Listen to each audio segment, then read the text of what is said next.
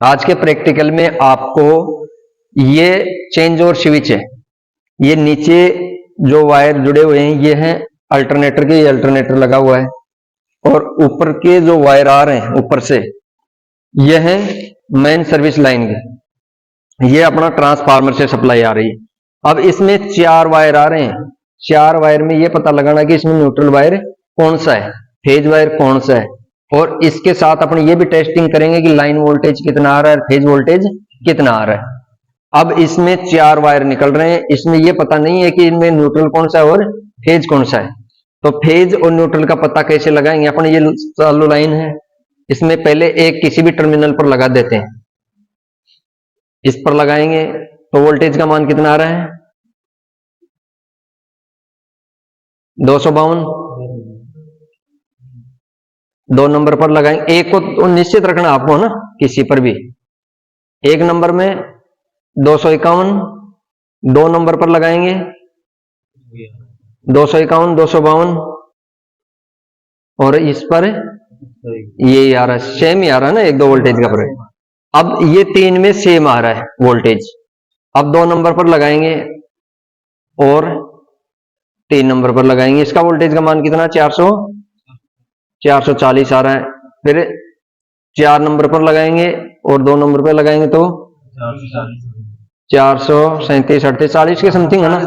तो ये आपको पता लग गया होगा कि एक ये जो कॉमन था, अपन इस कॉमन पर टच करके 3 पर किया तो 250 वोल्टेज दिखा रहा था, फिर इसको हटा दिया कॉमन को, इन तीनों पर टच करके देखे तो इसमें सभी में 440 आ रहा है, इन दोनों में भी 440 आ रहा है, और आगे वालों में भी क्या आ रहा है, 440 आ रहा है ना। तो इसका मतलब ये हो गया कि ये तो 3 है ना, ये तो है फेज के और ये है न्यूट्रल का। अब आपको ये पता होना चाहिए कि लाइन वोल्टेज कितना है और इसका फेज वोल्टेज कितना है। तो लाइन और फेज में क्या अंतर होता है कि फेज वोल्टेज होता है एक फेज और एक न्यूट्रल के बीच का। तो अपने को ये पता लग गया कि इसमें ये तो है न्यूट्रल और ये है फेज, इसमें जितना वोल्टेज आएगा वो तो हो जाएगा फेज वोल्टेज। कितना है, 251 वोल्टेज है, ये तो है फेज वोल्टेज।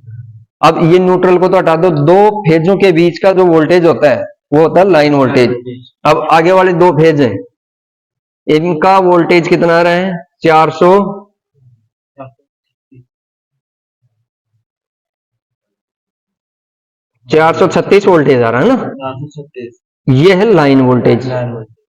अब ये आर वाई भी 3 तो फेज है, एक न्यूट्रल है, इन 2 को ये आर मान लेते हैं, ये वाई, ये फेज लाइन का, ये 1, 2 और 3।